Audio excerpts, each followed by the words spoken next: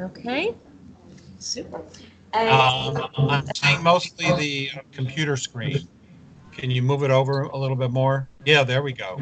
Okay, super. So delighted to be introducing David Reed Johnson, who is a licensed clinical psychologist in Connecticut, an associate clinical professor in the Department of Psychiatry at Yale University, and he has written extensively on the treatment of PTSD. Dr. Johnson worked at the Yale Psychiatric Institute in New Haven, and in 1987 he had the honour of becoming the first non-physician unit chief of the training site at Yale Medical School, and then becoming the assistant clinical director of the 175-bed department. He set up the post-traumatic centre in New Haven with his colleague Haydar Lubin, and it is now a full-service specialty clinic serving clients exposed to traumatic experience. The clinic has grown to several hundreds of clients and their families, and is known as a centre of expertise in trauma-related treatment. It employs drama therapists, psychologists, and medical professionals.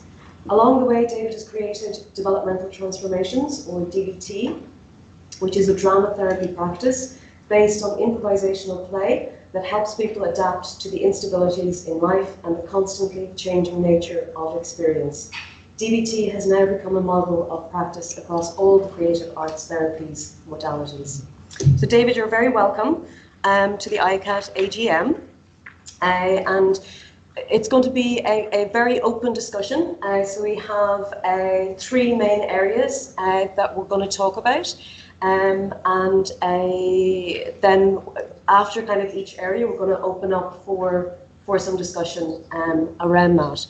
So the first thing that I want to talk to you about, David, is the trauma centre itself. I was very lucky in 2017. I was able to take 3 months away from my job and go and do the 3-month residency at the centre. And what really excited me about that was actually working in a clinical team and having a clinical director and psychologists, and then a whole bunch of drama therapists sitting around discussing caseloads like it was the normal thing to do. And that was just so refreshing, and clients moving between the different professionals. So in that regard, maybe if you could talk us through a little bit of what the centre, setting up the centre, and what's happening there at the moment. Certainly. So first of all, I want to say hello to everybody. Hello. Hi. All right. Ireland rocks. Okay. Yeah. Doing an awfully fancy ballroom there. The chandeliers, I'm seeing the chandeliers and everything. Anyway, I began as a drama therapist working in a psychiatric hospital, and I saw the system operating, run by doctors, and we did our best early on as we developed the Drama Therapy Association and all the Creative Arts Therapy Associations in the States to try to figure out how we could establish a profession, gain credibility, earn money for a living, and do good work. And that's been kind of my mission this entire time. I've always had a dual kind of track. I've decided that I need to work within the system and gain as much power as I possibly can to be able to make my own decisions and to be in charge. We don't have enough creative arts therapists who are in charge. And I believe that we need more creative arts therapists who are in charge of clinics, hospitals, agencies, various kinds of social organizations, in order for us to succeed and not always be looking up to a supervisor or director who is of a different profession. At the same time, I have kind of more of a revolutionary in me, and so I've done whatever I can possibly do to myself and to support others who are kind of disrupting things. So I've kept this kind of balance of by day being a psychologist in a university and hospital setting, and by night kind of running around and improvising and having fun and doing creative things. So I think we're all kind of in this bind of accommodating to the system, which is increasingly organized, and yet preserving our vision, which brought us into the creative arts therapies of imagination, creativity, a certain amount of freedom to be able to express oneself. So anyway, so I worked for many, many years at the West Haven Veterans Administration Hospital. I was there in 1980 when PTSD became a diagnosis. And we all realized all of our schizophrenic patients, half of them had post-traumatic stress disorder, and their hallucinations were actually flashbacks. And that turned me in the direction of PTSD. And that was a very productive time, and we did a lot of creative arts therapies on the unit, all the creative arts therapies, music, dance, drama, poetry, with the veterans. And in 1997, I was 46. I resolved my midlife crisis by saying, okay, I'm going to leave the institution and with my partner create my own clinic, which is the Post-Traumatic Stress Center. And we began by taking self-pay for wealthy people, private insurance for middle-class people, and state insurance and entitlements for poor people. And as time went on, it became more and more obvious in the last 20 years in the United States that the whole project of psychotherapy has been transforming and in some sense deteriorating. The result being is that the entitlement programs for more poor people do not pay enough for people to survive as therapists. And unfortunately, most creative arts therapists are working in national health services or other kinds of services where these kinds of patients are the major clientele. We've had a struggle all the way back to establish the center of excellence so we could charge more money for it to be able to make a living. At the same time, not losing our commitment to working with people who are under-resourced. So anyway, so we have a combination of psychologists, psychiatrists, sometimes a social worker, and then a large group of creative arts therapists, mostly drama therapists. I'll get into that later. But also occasionally art therapists and dance therapists. And it's been a very productive kind of engagement because the leadership of the center are basically creative arts therapists. So we don't have to be sitting there in some meeting to try to justify some kind of creative expression. That's sort of a given.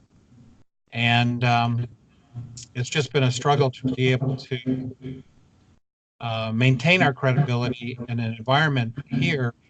One, move from psychotherapy into cognitive behavioral therapy, then to now currently moving away from that to mindfulness, body therapies, which you would have thought would have been helpful to us, but actually is not. It's not actually been that helpful to the creative arts therapies. And then with a kind of imposition of licensure and regulation that's going on for the creative arts therapies.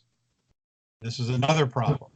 On the one hand, we've always wanted to be able to get licensed and be credentialed, but then of course that brings with it all sorts of state regulations that have kind of constrained some of our staff who have had to go out and become a licensed professional counselor, for example.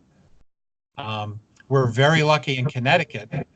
I don't know if you're still free enough in Ireland, but in Connecticut, we're kind of a little bit off the beaten path, so they do not have licensure for creative arts therapists. The result is you can practice creative arts therapies, kind of however you want to. And so therefore we can actually have unlicensed drama therapists conducting psychotherapy in the clinic without a problem. That's not true in a couple of other states where creative arts therapists would have to be licensed in order to actually function. And so our center is very much committed to psychotherapy and to taking time to listen to clients and not to be rushed in brief treatments. And we have the luxury to be able to do that. I don't know how long, it's a little bit of a bubble. There are not many clinics like it, and there are unlikely to be many more, I think, given the way things are going. So I think I'm a little concerned about it, but the work that we've been doing has been very passionate. We work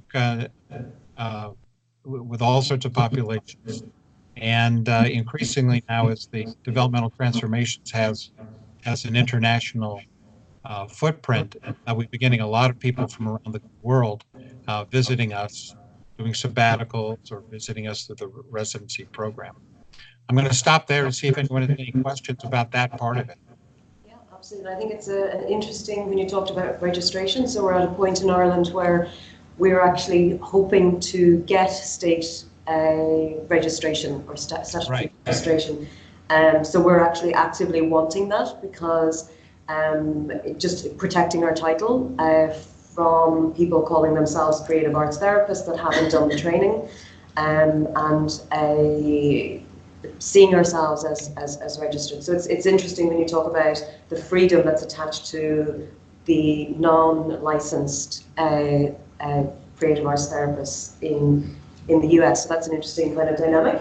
Anybody on the floor have any questions in relation to how the centre operates or in general? Yes, yeah.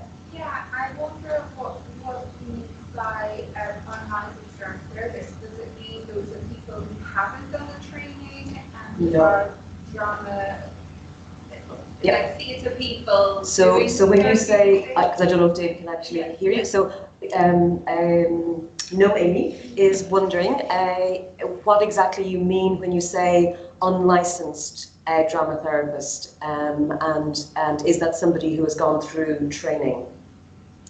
Yeah, they've all gone through a master's degree in whatever, drama therapy, art therapy, whatever.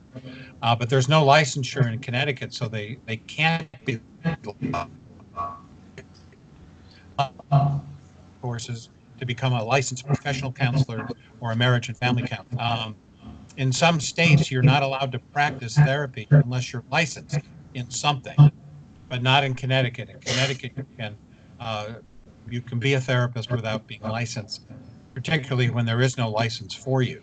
And even though that's something we're working to become licensed, there's paradoxically some freedom in being able to do exactly what we want according to the way we feel is helpful to the client without being constrained. And but we're ultimately, there's no question as a profession we want to be participating in the regulations. The problem with the regulations and licensure, though, is that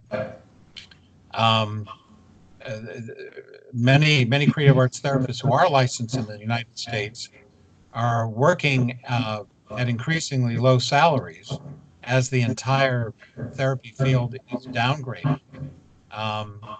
And even in the United States now, they're moving even to people who've been a bachelor's level trained to serve a lot of these functions. So we have a general problem. By the time we actually all get licensed, the profession itself is going to be not paying well. And so it's an issue here. The United States is ahead, it's the leader of the world. We're always ahead, even when things are getting worse. And unfortunately, I think things are getting a little worse. Any more questions from the room? Yeah, Tracy. Just in relation to your peers and colleagues, David, Betsy Vanderkolk and Dan Siegel and like that, I'm sure you would cross paths. they speak an awful lot about, I mean, Vanderkolk has a book, The Body Must Score, and yet they're only starting to recognize psychodrama, and they talk about things like yoga. What is your take on why they haven't started to take on creative arts therapies? Yes, Yeah. yes. So I know Bessel van der Kolk. I worked with him. He's a short distance away. We presented together. I presented with his wife before they got divorced. And and I've sent him all my articles. I've sent him I was the head of the National Coalition of Creative Arts Therapies for years. And so I sent him not just about drama therapy, but all the therapies. And this is a weird thing. The people who are into mindfulness, like Dan Siegel, I know very well, and the yoga, body, they are not indicating some kind of partnership with us, and they don't mention us, and it's weird. And I don't appreciate it a lot, but they're basing their work on neuroscience, and it's very exciting. And obviously, the brain is working all the time, but they've kind of it ends up being kind of a separate area, and it frankly has been competing with the creative arts therapy. So, for example, we're working in the New Haven Public Schools in a big program called Alive, where we've taken a trauma-based approach into the schools, and we're competing with the mindfulness and yoga and body-oriented people in significant ways, and they do not. They just give lip service to the idea of somehow creative expression, which should not be true. It's very weird. So that's been a problem. I think that's maybe a good point to bring in the Alive program. So I know a number of people in the room will be familiar with the film Resilience, which has been shown here in Ireland, and obviously David's program Alive features in that film. So maybe if you, I know there are more questions, so hold on to your questions. But maybe if you talk us through the instigating the Alive program and where your idea to start it came from and where it is now. Great. Well, we were working in our clinic for about 10, 15 years, seeing clients, and particularly children, coming to us from child protection who had been traumatized 3, 4, 5 years before. And we've always been able to intervene closer to the time of the exposure to the trauma. And I used to joke because I would drive, in order for me to park in my parking lot, I have to drive around the block, and there was this school near our office building, and there would be kids hanging out there, and I used to come in and joke that these are our future clients. And in 2007, we finally realized this is enough. We have to get ahead of the game. And instead of waiting for the kids to become ill, break down due to the toxic stress, that we needed to interact with them in the school, starting as early as kindergarten. And so we developed the Alive program with the teachers and principals of several schools to be able to, how do we come into the school during the school day and ask all of the children, not just some of them, what's going on in their lives, and are they worried about anything, and is anything bad happening? Because toxic stress directly interferes with the executive functioning of the child, their working memory, their cognitive inhibition, their capacity to concentrate and attend. And this is the major reason many of the children in America are having difficulty in school. And so we moved in, and it became quite successful. And a weird thing happened.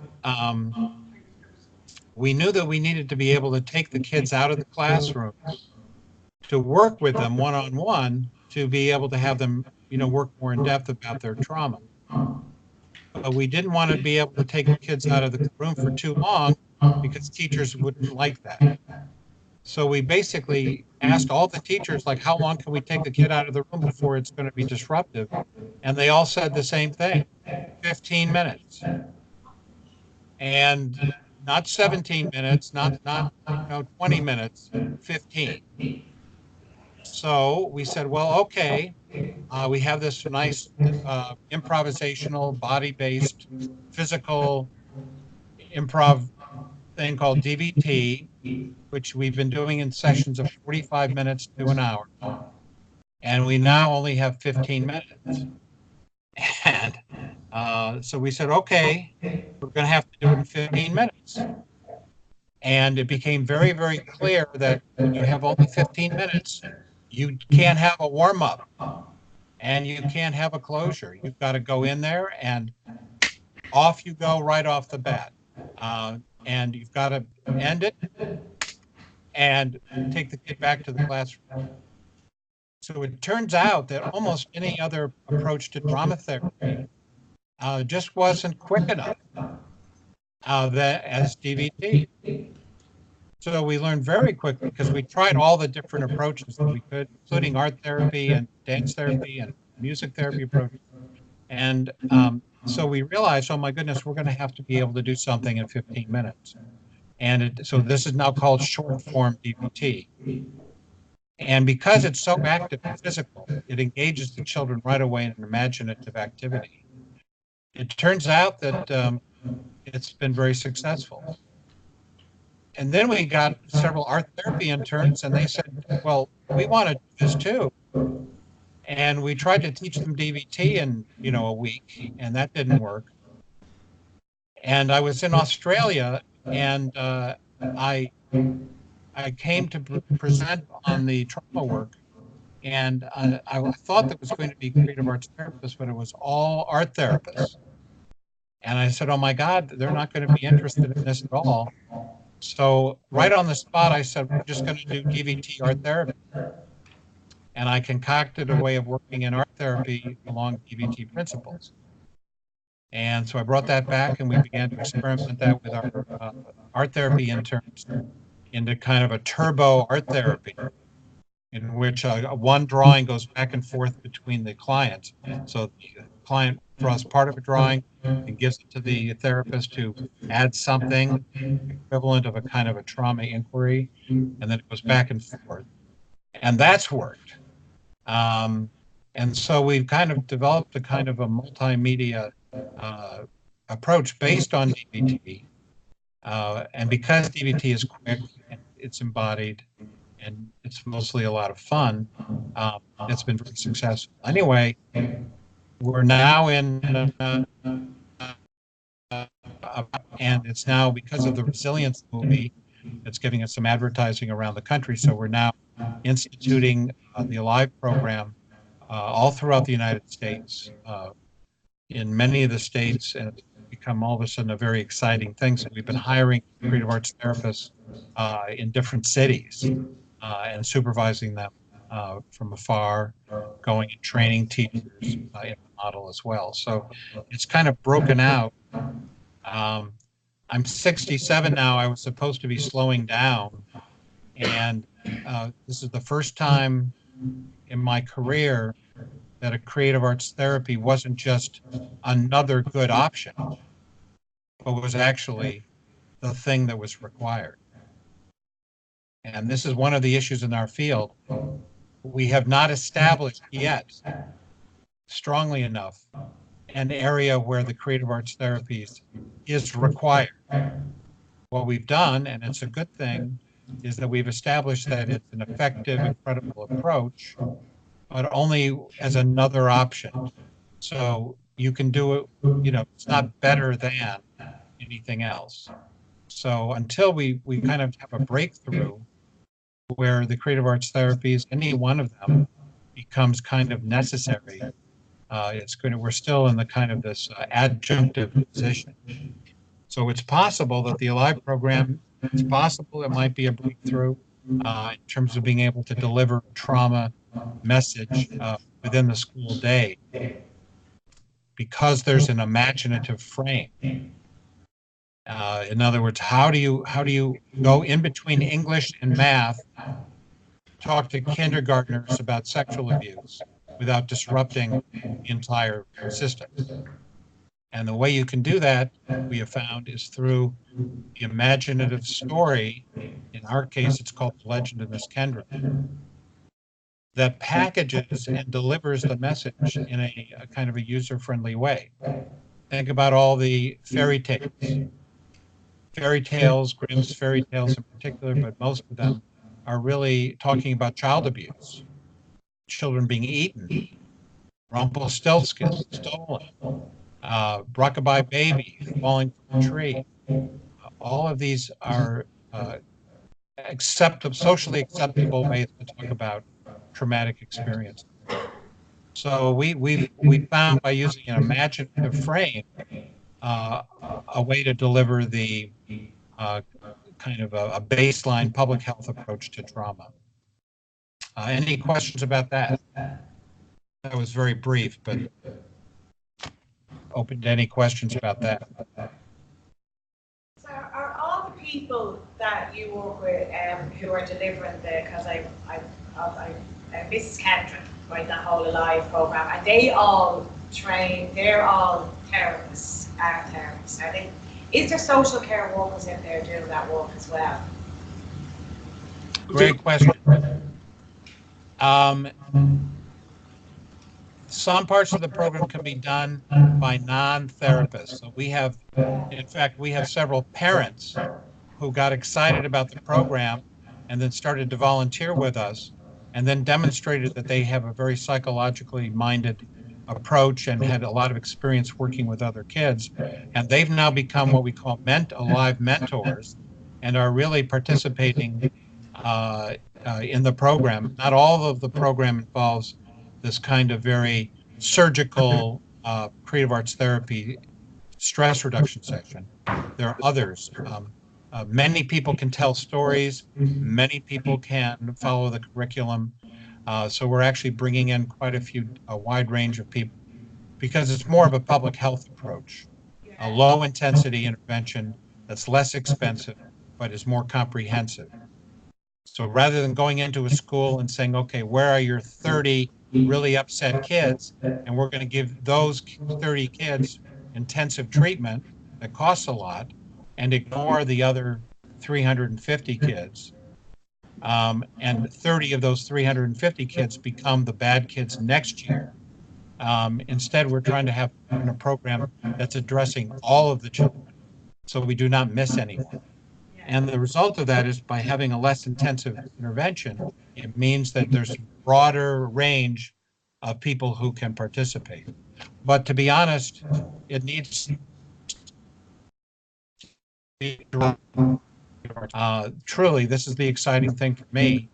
We've discovered something that has to be led by a creative arts therapist who's got some balance of psychological training, creative expression, and understanding of trauma. Thanks. Yeah. No. Would you find that like the kids come back then say, because the 15 minutes and I know part of it is reenacting the trauma, would you find they might come back the next day and reenact the same and they keep doing it until they've expelled it? Would you find that with it? Yes, great question. Most adults believe that if you play for 15 minutes, you will activate the children. Just everyone believes that to be true.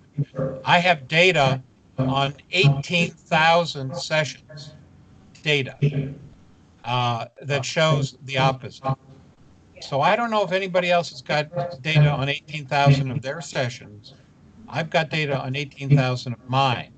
And I can tell you that done properly, we're able to completely take the air out of the balloon of these kids. And it's not that different than many other stress reduction methods that are being recommended for businesses. And it's all 15 minutes. 15 minutes of stretching, 15 minutes of taking a walk, 15 minutes of doing yoga or mindfulness. They're all about very brief interventions in the middle of the day, help people stay regulated. These kids are walking into school shaken and stressed and bundled up, and all from family stress and neighborhood stress.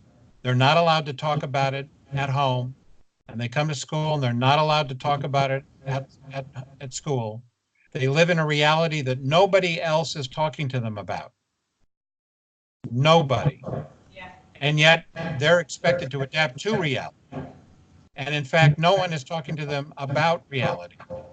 The Alive program and the Creative Arts Therapists pierce that boundary and start to talk to them about what's really going on.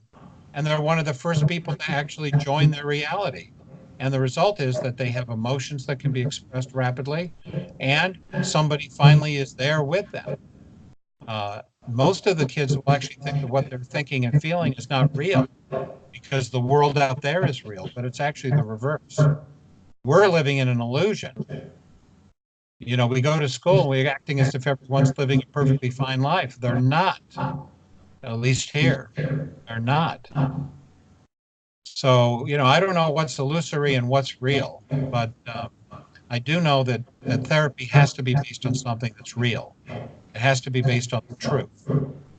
And unfortunately, our society sustains myths about how we're doing, and in some cases do not allow people to express alternative views. So this is something the Creative Arts Therapies have always been involved in, to be able to listen to our clients and allow them to feel safe enough to express what's on their mind. Tracy, you had a question earlier. Yeah, I was just wondering about the AGM approach then as well. Would you find, David, that you need to, the adverse childhood experiences kind of tally, would you use that every time before you go into the school, or is it additional, or is it complementary, or is it necessary? Yes, it's necessary. In our program, we have a poster, large poster called Miss Kendra's List, which is essentially the list of ACEs, and that's in every classroom up on the board. So it's an everyday, it's in their face every day, and our program, we're talking about it all the time, and absolutely it's something that needs to be present constantly. Otherwise, what happens, if you're not allowed to talk about it, if you're not allowed to know that that's actually what's disturbing you, you're going to find yourself in a displaced conflict. The kid next to you is going to take your pencil and you're going to erupt. The teacher's going to speak too loud, you're going to say, fuck you to the teacher, get expelled. All of these are displaced, indirect avenues for the stress and frustration. But when you put that list up and people are reminded of what they're really upset about, the kind of the display tends to drop, lowers. Okay, there was one question. I've changed my what is that list? So what is the list, David? It's called Miss Kendra's List.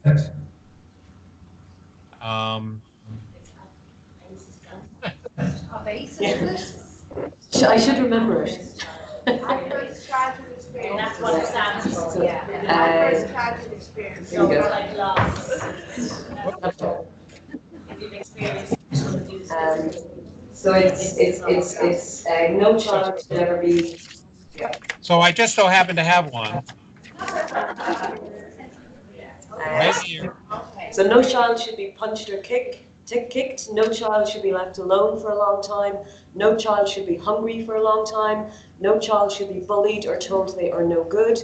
No child should be touched in their private parts. No child should be scared by gun violence at home or in school. No child should have to see other people hurt each other, because it makes a child not care about school. It makes a child feel sad or scared or lonely. It makes a child feel angry and want to fight too much. It makes a child feel like not trying hard and giving up. It makes a child worry a lot about their family. Very clear. Yeah. And my other question is about historical. People were just wondering if you wouldn't mind, can we share that? It's online. It's online. Yeah, you can get it on our website. Yeah. There isn't a live website, and I can share that information. The website is www.traumainformedschools.org. And you had a second question. Yeah, just you said about, after I thought of this question, you said about people, emoting in the classroom, say, triggered, somebody makes a pencil. But in that 15 minutes, are kids likely to burst into tears or something and then need to be comforted? Did you hear that? Could you repeat it? Within the 15 minutes, do you experience the fact that the children get triggered and get emotive? And yeah. Maybe need comforting. And tears or scream or tears, screaming, yep. Okay, well, I should just say before I answer that, it's a great question. The full program involves a half an hour classroom time every week for each classroom. So the counselor comes in and has Miss Kendra time for a half an hour for each classroom, where we go over the list and we pick one item on the list for discussion, which includes at a certain point for the kids to stand up and to give stories about if anything like that had happened to them. So in a classroom setting, they're talking about and giving language for difficult adverse experiences. In addition, there's a worry board that they come in every day and they clip a worry, their name on a worry board that indicates whether they have none, some, or a lot of worries. So they're kind of already involved in a kind of an open discussion about all of this. Then, because there's the legend of Miss Kendra, they really love Miss Kendra, and who's a fictional character, and they love her and they want her to come and visit. We say she can't come to visit, but she loves to get letters from them about their worries. And so the children are writing letters to Miss Kendra about their worries, unbelievable, amazing stories about adversity. And then she writes back to them. So a week or two later, they get a letter back from Miss Kendra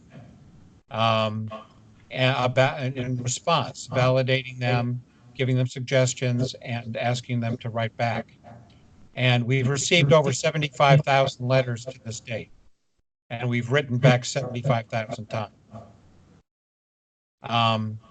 And so when they go to the 15-minute session, our job is that we want to be able to purge and vent their emotional tension that's associated with these worries. So we actually, just like in any exposure therapy, not only do they get triggered, we trigger them gently and in an imaginative frame, but basically they're both in art therapy DBT and drama therapy DBT, to basically gently introduce aspects of their traumatic experience in the play. And unlike the original situation where they were helpless, what it does is it kicks up their warrior spirit and they fight off the perpetrator. And in various ways, they do things to capture, tie up, or kill the perpetrator in the play. Kids do this normally, play sword fighting, all sorts of, stuff in the play that they do. So our therapists are basically trained to die. And most of what they do as the therapist dies over and over and over again. And it's just a hell of a lot of fun for the child, to be honest. And it leads to a lot of very intimate moments, as strange as that might seem. And the result is that they're able, in a kind of a imaginative frame, to play out. This is the purpose of play, after all, right? To play out their traumatic experience. If you look at any of the literature on play from the 1940s on, you'll see that the number one purpose of play is to process anxiety. And that's what we're using it for here. So they do get triggered, but they don't get triggered in a way that they can't process it. If you're triggered and there's no way to communicate it, then it can be harmful. But if you're in a way that communicates, it allows it to be dissipated. So we get rather rapid dissipation of the anxiety in these sessions. So we have about 2 minutes. Any questions? One question, David? Yeah. So with that, how many times do you work with the same children in those 15-minute blocks? So how many times do you work with the same child in those 15-minute slots? Would they be coming back different weeks, or would it be once off? How often? Right. Great. Great question. So because it's a public health approach, we're trying to reach all of the children. Some children will be seeing quite often, and others will not be seen that often. It depends on the need, but we are not just ignoring the children that are behaving well. So even if you're behaving well, you're seen, because we don't know if you've been exposed to stressful situations or not until we work with you and get to find out through the letters, classroom discussions, worry board, and the stress reduction sessions. So it's kind of, it's not a therapy model where you have a regular appointment each week, because otherwise we'd end up just like everybody else, seeing 5% of the kids, and we need to see everybody. So it's somewhat diffused, but it seems to have been helpful enough, because many of the kids, just with a little bit of help, their capacity to cope and to be resilient can be sustained with infrequent support. So I'm just conscious of time. It's 1 minute if you want to. I just wanted to check in terms of how you contain around, say, confidentiality, choosing to disclose, and where child protection legislation and that fits in with the kind of open scenario. Right.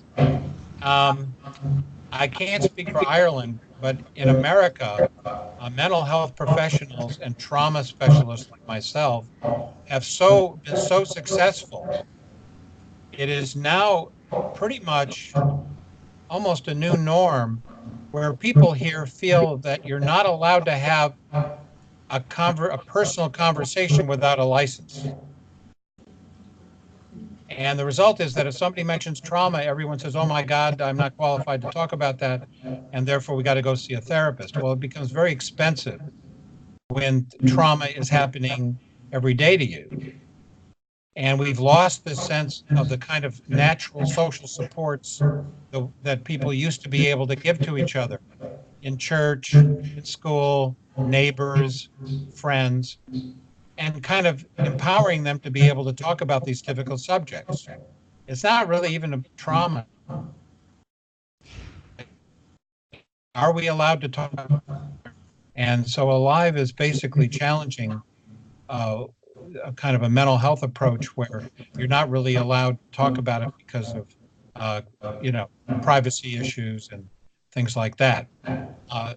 So you've got a group of 30 kindergartners openly talking about domestic violence and sharing stories of it with the teacher present. And we've got data showing huge impacts on and positively on the kids, because there's nothing wrong about having these conversations. And if we can empower our children to be able to do that, and if we can empower our communities to be able to have these courageous conversations, we'll be a lot better off. But absolutely, it challenges notions of confidentiality. Many times it's the mental health professional who's most anxious about the Alive program, whereas other people, including parents, are not. So it raises a lot of issues related to that. So we are out of time, so we're not going to get to the talking about cats around the world and DBT within that. So I just want to say thank you so much, David. Okay, thank you so much for having me.